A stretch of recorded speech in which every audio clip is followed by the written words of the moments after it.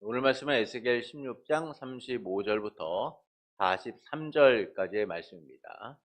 그러므로 너 음녀야 여호와의 말씀을 들을지어다. 주 여호와께서 이같이 말씀하셨느니라. 내가 내 누추한 것을 쏟으며 내 정든 자와 행함함으로 벗은 몸을 드러내며 또 가증한 우상을 위하여 내 자녀의 피를 그 우상에게 드렸은즉 내가 너의 즐거워하는 정든 자와 사랑하는 모든 자와 미워하던 모든 자를 모으되 사방에서 모아 너를 대적하게 할 것이요 또 내 벗은 몸을 그 앞에 드러내 그들이 그것을 다 보게 할 것이며 내가 또 간음하고 사람의 피 흘리는 여인을 심판한 같이 너를 심판하여 진노의 피와 질투의 피를 내게 돌리고 내가 또 너를 그들의 손에 넘기리니 그들이 내 누각을 헐며 내 높은 데를 부수며 내 의복을 벗기고 내 장식품을 빼앗고 내 몸을 벌거벗겨 버려두며 무리를 데리고 와서 너를 돌로 치며 칼로 찌르며 불로 내 집들을 사르고 여러 여인의 목전에서 너를 벌할지라. 내가 너에게 곧 음행을 그치게 하리니 내가 다시는 값을 주지 아니하리라. 그러한즉 나는 내게 대한 내 분노가 그치며 내 질투가 내게서 떠나고 마음이 평안하여 다시는 노하지 아니하리라. 내가 어렸을 때를 기억하지 아니하고 이 모든 일로 나를 분노하게 하였은즉 내가 내 행위대로 내 머리에 부응하리니 내가 이 음란과 내 모든 가증한 일을 다시는 행하지 아니하리라. 주 여호와의 말씀이니라. 아멘. 거짓이 넘치는 시대 속에서도 언제나 진리의 말씀만을 붙들고 하나님 나라 백성으로 살아가는 성도 여러분을 예수님의 이름으로 축복합니다. 하나님께서는 부정한 이스라엘을 은혜로 안에 삼으셨으나 이스라엘은 지나는 모든 자와 음행을 하는 등 그들의 각오를 기억하지 않고 모든 가증한 일과 음란을 행하게 되죠. 또한 그들은 이집트, 아수르, 더 나아가 갈대아까지 음행하면서 만족하지 않고 오히려 돈을 주고 음행했다라고 말씀을 합니다. 이는 하나님의 은혜를 잊고 의지하지 않는 예루살렘 백성의 음행을 말씀하고 있는 것이죠. 이 음행에 대하여 하나님께서는 첫째 은혜를 기억하지 않았다라고 말씀을 해요. 이는 종교적 음행으로서 지난 날을 잊고 그들이 모든 음행과 가증한 일을 행했다라는 사실을 말씀해주고 있습니다. 둘째는 하나님을 의지하지 않는 예루살렘의 음행에 대하여 말씀을 합니다. 이는 정치적 음행으로서 하나님을 의지하지 않고 그들이 다른 나라를 의지하였다라는 것이죠. 그래서 돈을 주고 음행했다라는 말씀처럼 그들은 다른 나라를 의지함을 통하여서 값을 지불하는 그런 자들이었다라고 말씀을 합니다. 이처럼 예루살렘의 음행은 종교적이고 정치적 음행을 통하여 하나님의 백성의 정체성을 잃어버리고 있었다라는 것이죠. 그리고 본문은 이와 같은 예루살렘에 대한 심판을 말씀합니다. 음행한 예루살렘에 대하여 하나님께서는 여호와의 말을 들으라라고 하시면서 그들이 누추한 것을 쏟으며 벗은 몸을 드러내며 가증한 우상을 위해 자녀의 피를 우상에게 드린 것에 대하여 심판하시겠다라고 말씀을 합니다. 예루살렘과 음행한 모든 자를 사방에서 모아서 예루살렘을 대적하게 하여 벗은 몸을 드러내 그들이 다 보도록 만들겠다라고 하시죠. 그리고 하나님께서는 간음하고 사람의 피를 흘리는 여자를 심판하는 것처럼 예루살렘을 심판하고 모은 자들의 손에 넘겨서 수치를 당하고 집이 불에 타며 많은 여자 앞에서 벌을 받게 될 거라고 하십니다. 그래서 음행을 그치게 하여 다시는 값을 주지 않도록 하시겠다라고 말씀하죠. 그때 하나님께서는 예루살렘에 대한 분노가 그치고 질투가 떠나고 마음이 평안하고 다시는 화를 내지 아니하리라라고 말씀해요. 예루살렘이 어렸을 때 기억하지 않고 하나님께 분노하게 하여 그들의 행위대로 그 머리에 보응하시기에 예루살렘이 음란과 모든 가증한 일을 다시는 행하지 아니할 것이다라고 말씀합니다. 이를 통해서 말씀하시는 바는 무엇일까요? 누군가의 잘못에 대하여 사람들의 심판이나 징계는 언제나 감정의 불공정으로 나타나게 됩니다. 감정을 억누르지 못하고 감정에 휘둘려서 회복보다는 파괴가 이루어지게 되죠. 흰광야에 이르러 가데스에 머물게 된 이스라엘 백성은 미리암을 거기서 장사한 후에 장례를 치른 후에 물이 없음으로 인하여 불평을 하게 됩니다. 그들의 지도자였던 모세와 아론을 비방하였고 모세와 다투기까지 했죠.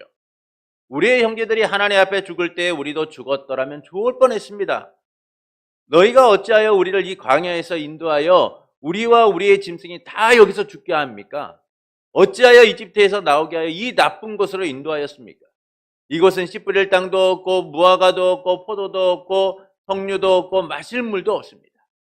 그들은 모세와 아론을 향하여 그들이 갖고 있었던 모든 불만들을 털어내죠.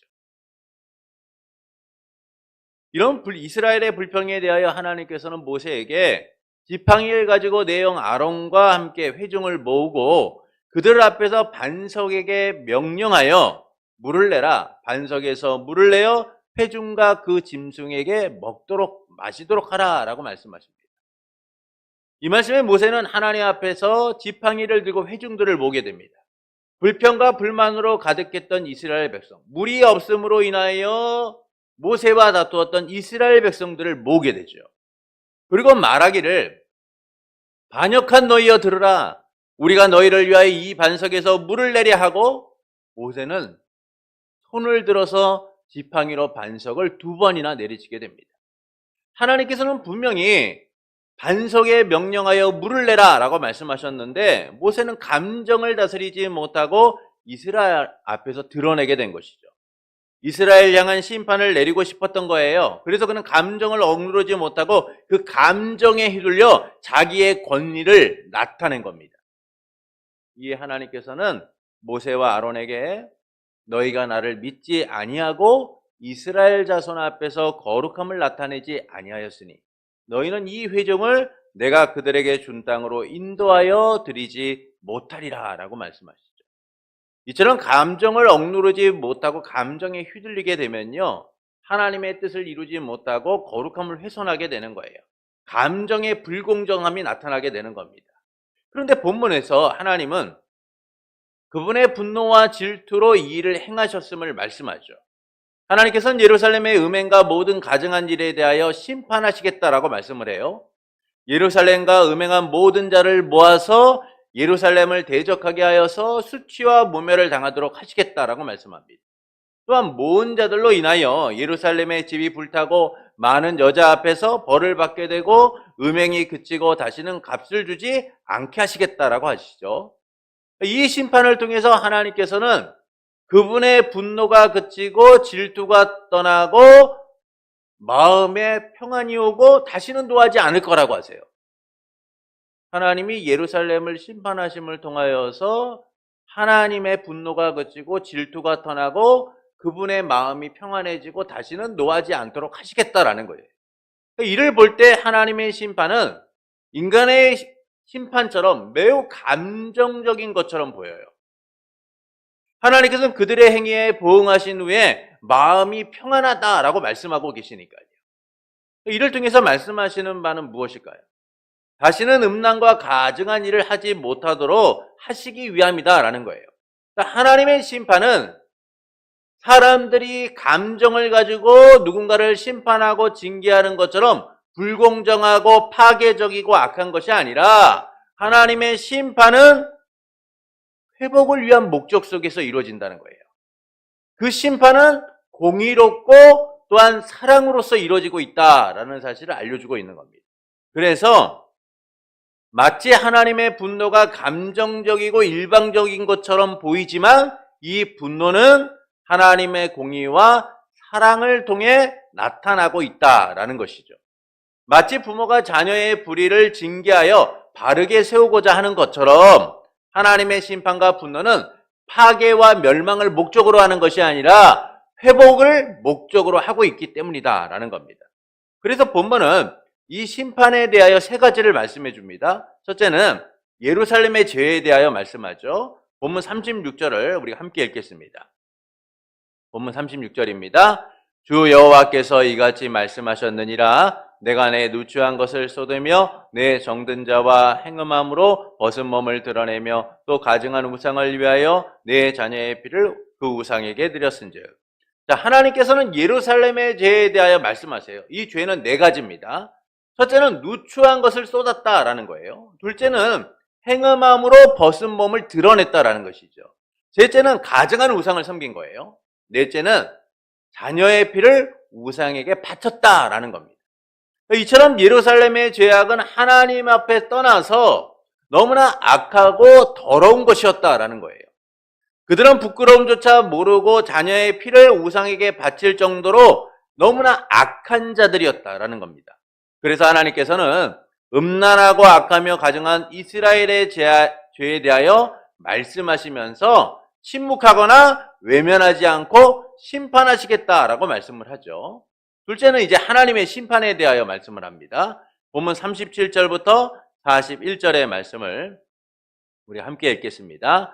내가 너의 즐거워하는 정든 자와 사랑하던 모든 자와 미워하던 모든 자를 모되 사방에서 모아 너를 대적하게 할 것이요 또 내 벗은 몸을 그 앞에 드러내 그들이 그것을 다 보게 할 것이며 내가 또 간음하고 사람의 피를 흘리는 여인을 심판한 같이 너를 심판하여 진노의 피와 질투의 피를 내게 돌리고 내가 또 너를 그들의 손에 넘기리니 그들이 내 누각을 헐며 내 높은 데를 부수며 내 의복을 벗기고 내 장식품을 빼앗고 내 몸을 벌겨벗겨 버려두며 무리를 데리고 와서 너를 돌로 치며 칼로 찌르며 불로 내 집을 사르고 여러 여인의 목전에서 너를 벌할지라 내가 너에게 곧 음행을 그치게 하리니 내가 다시는 값을 주지 아니하리라.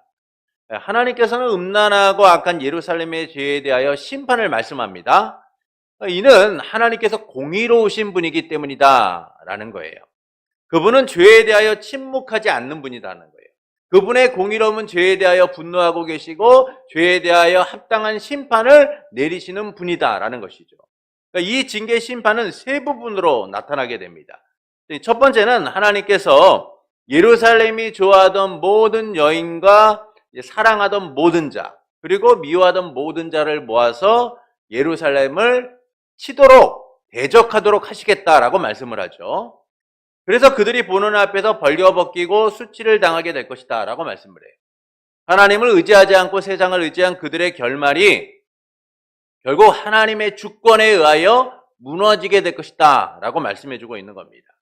그들은 하나님을 의지하고 하나님의 그 주권 안에 머물러야 되는데 하나님의 다스림을 인정하고 살아야 되는데 하나님을 의지하지 한 것이 아니라 주변의 나라들을 의지하고 그것들을 통하여 그들의 평화를 유지하고자 했기 때문인 것이죠. 그래서 하나님은 그들이 의지하고자 했던 그들이 사랑했던 모든 자들을 모아서 그들을 치도록 하겠다, 대적하도록 하시겠다라고 말씀하는 거예요.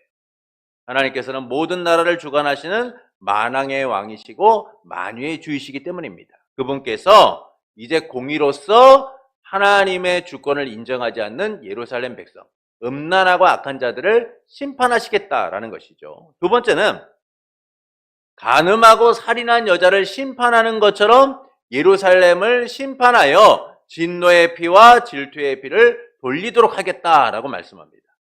하나님의 법에 따라 심판하셔서 그것이 개인의 감정과 분노에 의한 것이 아니라 율법에 근거한 공의로운 심판이다라는 사실을 말씀해주고 있는 거예요. 성경에서는 간음하고 살인한 여자들을 공적으로 율법에 따라 심판하도록 말씀하고 계세요. 하나님이 지금 그 말씀을 하고 있는 겁니다. 내가 너희를 심판하는 근거는 인간의 감정이나 인간의 분노에 의한 것이 아니라 하나님의 법에 따라서 공의로운 심판을 행하는 것이다 라고 말씀해주고 있는 것이죠. 그러면서 그들에 대한 사형을 선고하고 계신 거예요. 간음한 자와 살인하는 자는 결국 사형을 받게 되어 있으니까요. 세 번째는 하나님께서 예루살렘이 음행한 자의 손에 넘겨 음행의 장소를 파괴하고 그들에게 돌을 던지고 칼로 찌르게 할 것이다 라고 말씀을 하죠. 하나님을 의지하지 않고 이방 나라를 의지한 예루살렘이 하나님을 배반한 것처럼 결국 배반당하게 될 것이다 라는 거예요. 비극적이고 비참한 결말을 맞게 될 것이다 라는 겁니다. 이처럼 하나님께서는 그분의 공의로서 율법에 따라 예루살렘을 심판하고 계신 거예요. 예루살렘이 사랑한 열국에 의하여 배반당하고 심판받게 하심으로 그들의 음행이 얼마나 비참한 결말에 이르게 되는지를 알리시고 있는 겁니다. 그들에게 임한 사형 선고가 지난날의 즐거움이 사라지고 절망과 고통에 몸서리치도록 만드시는 것이죠. 하나님을 의지하지 않는 그들의 삶이 얼마나 비참하고 비극적인가를 말씀해주고 있는 거예요. 예루살렘은 하나님의 공의로운 심판을 통하여 불에 따 소멸하는 것처럼 두렵고 떨리는 형벌을 받게 될 것이다 라는 겁니다. 그러나 이와 같은 두렵고 떨리는 하나님의 심판은 하나님의 공의만을 말씀하고 있는 게 아니에요. 회복을 위한 목적을 가지고 있다라는 것이죠. 그래서 셋째, 하나님의 심판의 목적에 대하여 말씀합니다. 본문 42절부터 43절의 말씀을 보겠습니다. 42절부터 43절을 함께 읽겠습니다. 그리한즉 나는 내게 대한 내 분노가 그치며 내 질투가 내게서 떠나고 마음이 평안하여 다시는 노하지 아니하리라. 내가 어렸을 때에 기억하지 아니하고 이 모든 일로 나를 분노하게 하였은즉 내가 내 행위대로 내 머리에 봉하리니 내가 이 음란과 내 모든 가증한 일을 다시는 행하지 아니하리라. 주 여호와의 말씀이니라. 하나님께서는 전쟁이 그친 후 평안이 오는 것처럼 분노가 그치고 평안이 옴을 말씀하면서 다시는 노하지 않겠다라고 말씀하세요. 예루살렘에 어렸을 때를 기억하지 않고 모든 일에 하나님을 분노케 하였으니 그들의 행위대로 갚으시겠다라고 하시면서 심판의 목적을 다음과 같이 말씀합니다. 내가 음란과 모든 가증한 일을 다시는 행하지 아니하리라.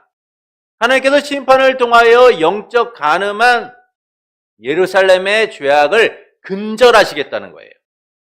그들이 하나님 나라 백성의 정체성을 잃고 세상과 음행하고 악한 일을 하였던, 종교적 정치적 음행을 하였던 그들의 모든 죄악을 하나님이 심판하셔서 다시는 그들이 그 죄악 가운데 머무르지 않도록 만드시겠다는 겁니다. 그래서 하나님이 뭐라고 말씀하세요? 다시 음란이 행하지 않도록 하시겠다는 거예요. 다시는 행하지 아니하리라 라고 말씀하죠. 이는 파괴를 목적으로 하는 것이 아니라 하나님께서 예루살렘을 얼마나 사랑하고 계시는가를 말씀해 주고 있는 거예요. 하나님의 백성답게 살도록 하시는 거예요. 여러분, 예루살렘의 죄악은요, 용서받을 수 없는 죄예요. 자격 없는 그들이 하나님의 은혜로 자격을 얻게 되었고, 아내된 삶을 살게 되었고, 그 은혜 속에 살아가는 자가 되었죠. 그러나 그들은 어떤 자들이었습니까?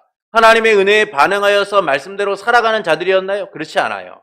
오히려 하나님이 존귀하게 하신 삶을 가장 하찮고 형편없는 삶으로 만들어버린 거예요. 그래서 음행을 행하고 온갖 가증한 일을 행하고 하나님이 아닌 세상을 의지하며 살아간 것입니다. 그럼 그들에 대하여 하나님은 심판하시겠다라고 말씀하면서 다시 그들이 하나님의 백성으로 살아가도록 하시겠다는 거예요. 이처럼 하나님의 심판은 일반적인 감정이나 분노가 아니라 하나님의 공의와 사랑을 전제로 하는 거예요. 파괴가 아닌 회복을 목적으로 하고 있는 것이죠. 그래서 하나님은 에스겔서를 통하여 끊임없이 심판을 말씀하시지만 회복의 말씀을 전하고 있는 거예요. 여러분, 이 회복의 말씀을 통하여 우리라는 존재가 얼마나 큰 은혜를 받고 살아가고 있는가를 다시금 생각해 보게 되는 겁니다. 여러분, 하나님이 그분의 공의만을 가지고 이 세상을 심판하려고 하셨다면 이 세상에 용서받을 수 있는 자는 아무도 없는 거예요. 이 세상에 구원을 받을 수 있는 자는 아무도 없어요. 그러나 하나님은 그 하나님의 공의를 행하시는 가운데서도 사랑을 베푸심을 통하여 회복의 가능성, 회복을 목적으로 한 하나님의 구속의 역사를 이루신 거죠.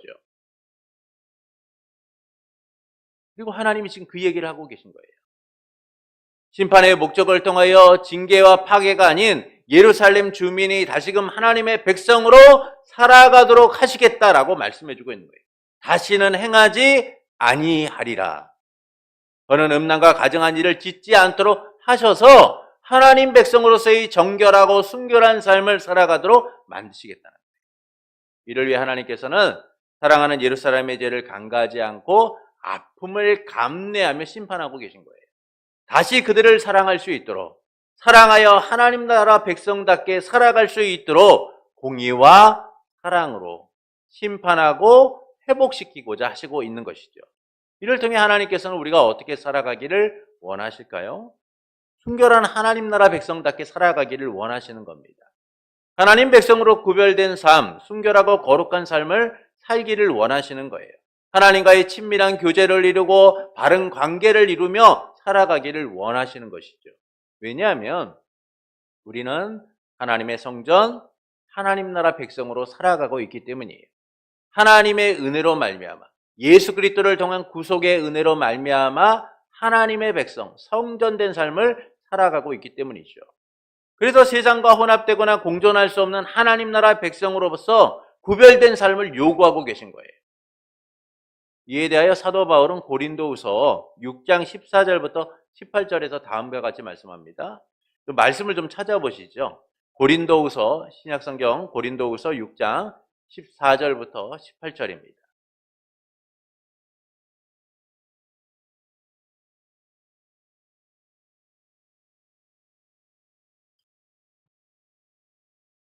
고린도후서 6장 14절부터 18절의 말씀입니다. 우리 말씀을 좀 함께 읽겠습니다. 너희는 믿지 않는 자와 멍에를 함께 매지 말라. 의와 불법이 어찌 함께하며 빛과 어둠이 어찌 사귀며 그리스도와 벨리알이 어찌 조화되며 믿는 자와 믿지 않는 자가 어찌 상관하며 하나님의 성전과 우상이 어찌 일치가 되리요. 우리는 살아계신 하나님의 성전이라. 이와 같이 하나님께서 이르시되 내가 그들 가운데 거하며 두루 행하여 나는 그들의 하나님이 되고 그들은 나의 백성이 되리라. 그러므로 너희는 그들 중에서 나와서 따로 있고 부정한 것을 만지지 말라. 내가 너희를 영접하여 너희에게 아버지가 되고 너희는 내게 자녀가 되리라. 전능하신 주의 말씀이니라 하셨느니라. 이처럼 하나님 나라 백성된 우리는 세상의 일치와 조화, 함께하는 삶이 아니라 하나님 나라 백성으로서 구별되고 거룩한 삶을 살아야 되는 존재인 거예요. 부정한 것을 멀리하고 하나님 나라 백성다운 성전다운 삶을 살아가야 되는 이들인 것이죠. 그러나 우리는 어떻습니까? 세상과 구별되고 순결한 삶을 살기보다는 세상과의 일치, 조화를 이루며 세상의 것들을 의지할 때가 많아요. 그것은 세상만이 내 삶에 만족을 줄 수 있다라고 여기기 때문이에요. 세상을 통해서 내가 만족을 누릴 수 있다라고 믿기 때문인 겁니다. 세상에서 사는 우리는 세상의 것에 익숙한 나머지 그것을 우리의 삶에 필요한 도구로 여기는 것을 넘어서 삶의 가치와 우상으로 여기게 되죠. 이를 잘 보여주는 것이 바로 돈이라는 거예요. 돈은 살아가는 데 있어서 필요한 도구인 것은 누구나 인정을 합니다. 그러나 언제부턴가 우리의 인생 가운데 돈이 전부가 되어버린 삶을 살아가요. 그래서 어릴 적부터 우리는 돈에 익숙한 삶에 살아가고 있죠. 돈에 울고 돈에 웃고 돈에 살고 돈에 죽는 것처럼 돈을 전부라고 여기며 살아요.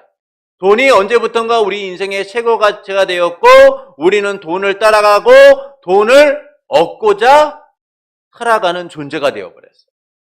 이런 모습에 대하여 예수님께서는 하나님과 재물을 함께 섬길 수 없다라고 우리에게 말씀하셨습니다. 돈은 도구 이상의 가치가 될 수 없다라는 거예요. 그래서 우리는 스스로 돈이나 어떤 것을 우상으로 만들려고 해서는 안 돼요. 하나님과 어떤 것들을 함께 섬기려고 해서는 안 된다는 거예요. 오직 하나님만을 섬기고 그분과의 친밀한 관계 속에서 하나님 나라 백성다운 순결하고 거룩한 삶을 살아야 한다라는 겁니다. 때론 이 삶의 형편과 처지 때문에 마음이 움직이고 흔들릴 수는 있어요. 우리라는 존재가 얼마나 연약한 존재입니까? 삶의 위기와 어려움이 오면 우리가 그 세상을 나도 모르게 바라볼 때가 있어요. 그러나 그런 것들이 우리의 삶의 근본적 문제를 해결하느냐? 그렇지 않아요. 잠시 우리의 삶에 안식을 제공하고 우리의 삶에 편안을 주는 것 같지만 그것들은 우리의 삶의 궁극적 문제를 해결하지 못해요. 그래서 물질 만능주의가 된 이 시대에도 사람들은 돈이 아닌 또 다른 것들을 찾아다니며 살아가기도 하죠. 그래서 사람들은 저마다의 자기만의 가치를 두고 그것들을 통해 위로와 위안을 얻고자 해요. 그래서 어떤 사람들은 산으로 가고 어떤 사람들은 바다로 가고 어떤 사람들은 자기 집에다 어떤 형상을 갖다 놓고 끊임없이 자기의 삶의 위로와 평안을 얻고자 세상의 것들을 둘러보며 살아가죠. 그래서 어떤 이들은 돈이, 어떤 이들은 명예와 권력이, 어떤 이들은 자기가 추구하는 새로운 가치들을 자기의 삶에 두고자 살아가요. 그러나 세상이 어떤 가치의 삶을 추구하든 우리가 추구해야 되는 것은 순결한 하나님 나라 백성의 삶인 거예요. 하나님의 성전된 삶을 살아가야 되는 겁니다. 내가 거룩하니 너희도 거룩하라라는 말씀처럼 우리는 세상과 구별된 삶을 살아야 돼요. 세상이 일치와 조화와 하나됨을 요구한다라고 할지라도 우리는 하나님의 말씀을 따라서 세상과의 혼합되거나 하나된 삶을 거부하고 구별된 하나님 나라 백성으로서 살아가야 되는 거예요. 그 삶이 때론 현실적이지 않고 삶에 여러 간격이 있는 것처럼 보여도 하나님 나라 백성의 삶은 그 자체로 가장 복된 삶이고 구별된 삶인 거예요. 우리의 가치는 세상이 아닌 오직 하나님을 통해서만 누리게 되기 때문인 겁니다. 그래서 우리는 하나님 안에서 우리의 삶의 가치를 찾고 하나님 안에서 우리의 평안을 찾고 하나님 안에서 우리의 삶의 의미들을 찾아가는 존재들이 되어야 되는 거예요. 세상에 아무리 많은 것들이 좋아 보이고 많은 것들이 우리의 삶을 평안하게 할 것처럼 보여도 우리는 현혹되거나 유혹돼서는 안 돼요. 소돔 땅을 바라보며 그 땅이 부와 평안을 줄 거라고 여겼던 롯과 같이 우리가 세상을 바라봐서는 안 된다는 거예요. 아무리 세상의 일치와 조화를 요구하고 하나 되기를 원한다라고 해도 우리는 우리의 정체성을 지키며 하나님 나라 백성답게 살아가야 하는 겁니다. 그러므로 세상의 일치와 조화를 따라 살아가기보다는 구별된 하나님의 나라 백성으로서 순결하게 살아가는 성도가 되시는 것은 어떨까요?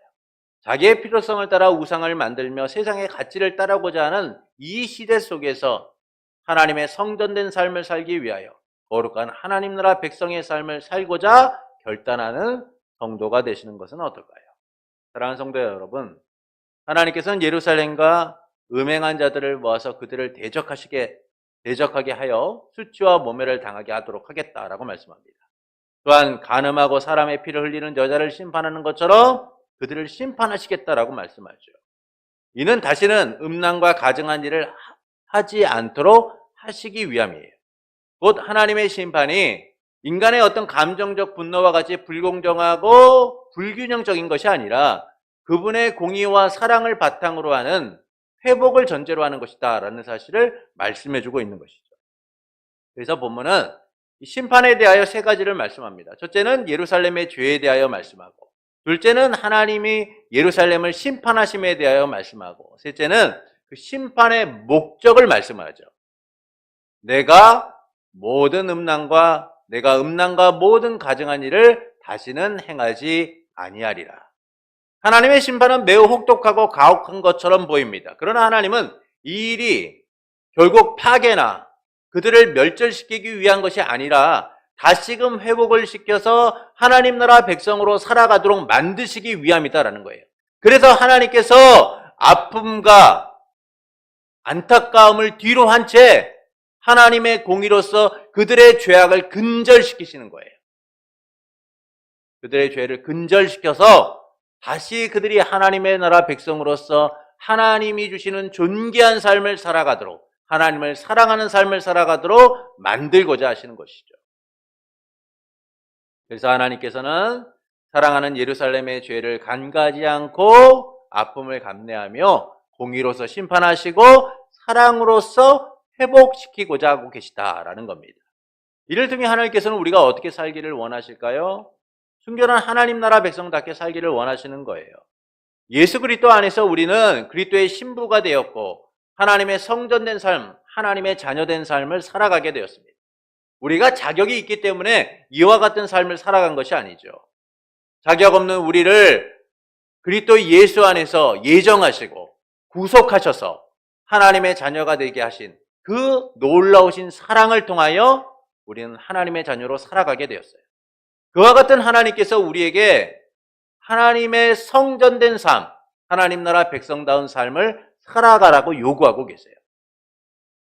그래서 우리는 하나님 나라 백성으로서 순결하고 거룩한 삶을 살아가야 하는 겁니다. 그러나 우리는 세상과 구별되고 순결한 삶을 살아가기보다는 세상과의 일치와 조화, 하나됨을 위하여 힘쓸 때가 많아요. 그것은 세상만이 내 삶에 만족을 준다라고 여기기 때문이에요. 이미 우리는 세상의 맛에 익숙합니다. 여러분 세상을 살아보니 어떻습니까? 정말 살기 좋은 세상이잖아요. 우리가 어렸을 때 비교해보면 너무나 많은 것들을 누릴 수 있는 세상이 되었어요. 좋은 것도 먹을 수 있게 되었고 좋은 것도 누리게 되었고 인간의 편리가 너무나도 좋아졌죠.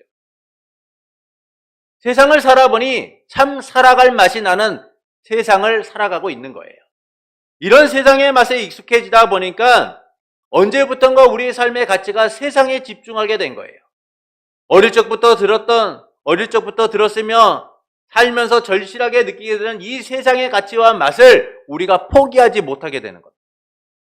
보고 듣고 누리는 것이 세상의 것이었잖아요.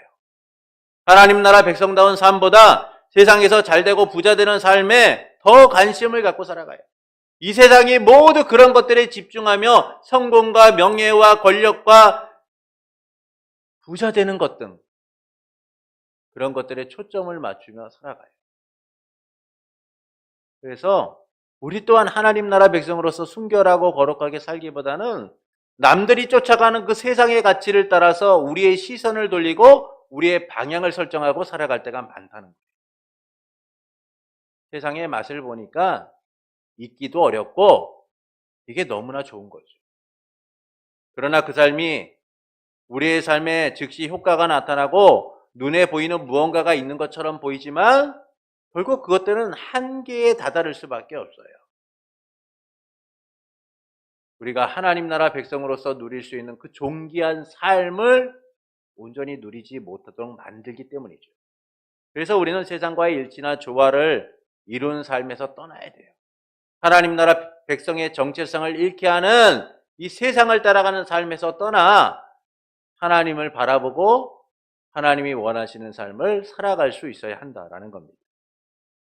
그래서 우리는 세상과의 하나됨이 아닌 하나님과의 하나됨을 통하여 하나님이 원하시는 순결하고 거룩한 삶을 살아가야 하는 것이죠.